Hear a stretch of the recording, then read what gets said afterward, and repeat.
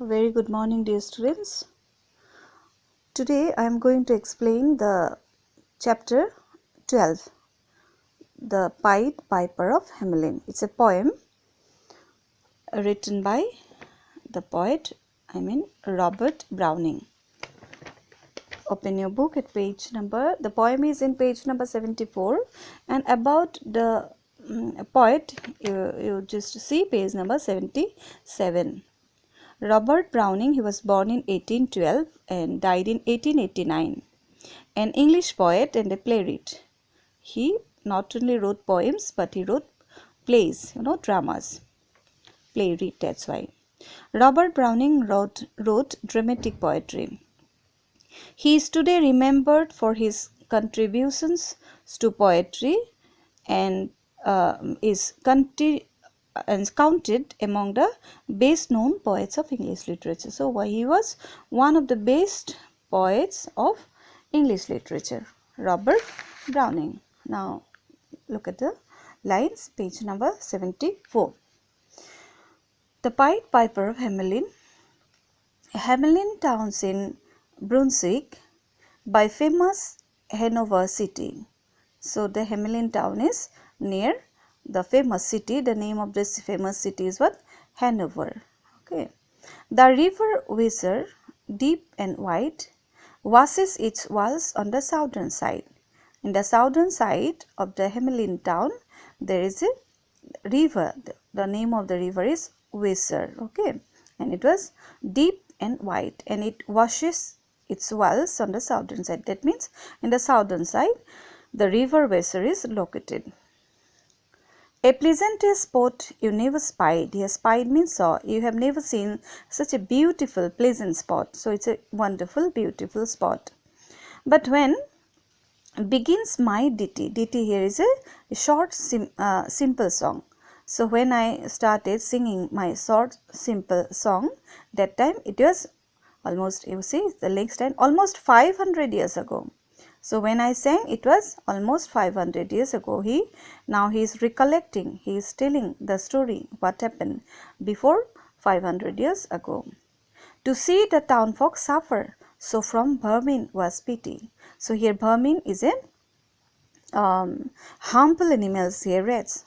So I sang because I felt pity for the town folk. That means the people who lived in the town, and they suffered from the rats, and I felt pity for them.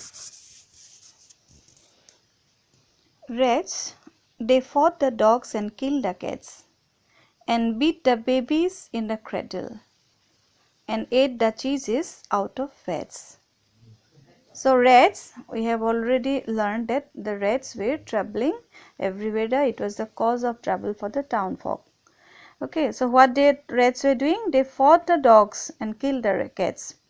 So you see, very much terrible kind of rats they were, and they fought with the dogs and killed cats, and beat the babies in the cradle. When the babies were kept in the cradle and the swing, that time also they used to beat them, and ate the cheeses out of the vats. So vats means storage tanks. So they are so much smart, and the rats were so expert, they took out they opened the storage and ate the cheeses from there, and licked the soup from the cook's own ladles. Ladles, serving spoons with long handles.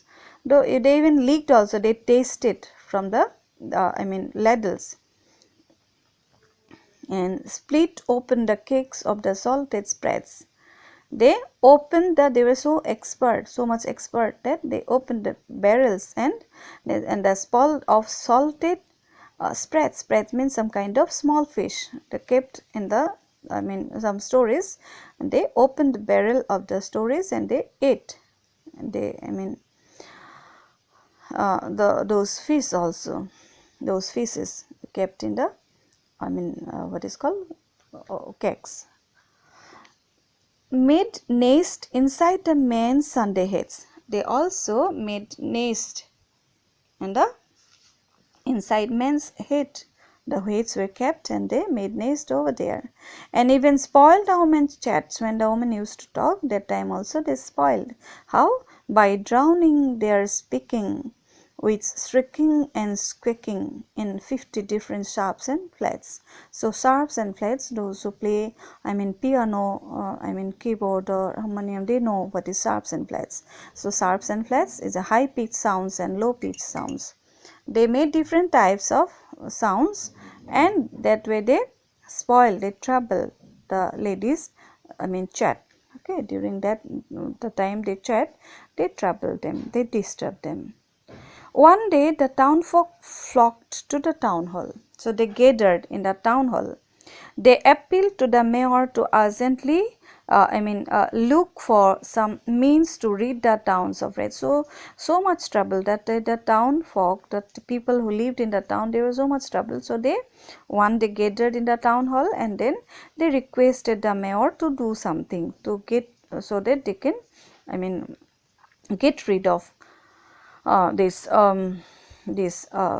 rats, from these rats. Suddenly a strange looking man, tall, thin, wearing a long red and yellow coat, appeared in the doorway. So one tall, thin person appeared on the doorway, stood and came.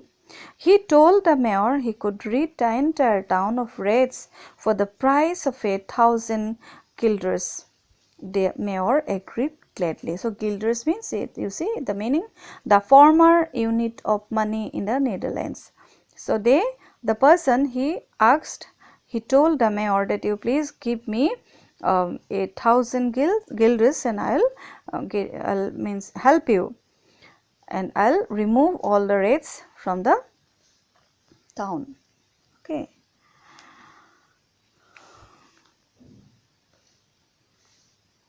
Into the street the piper stepped.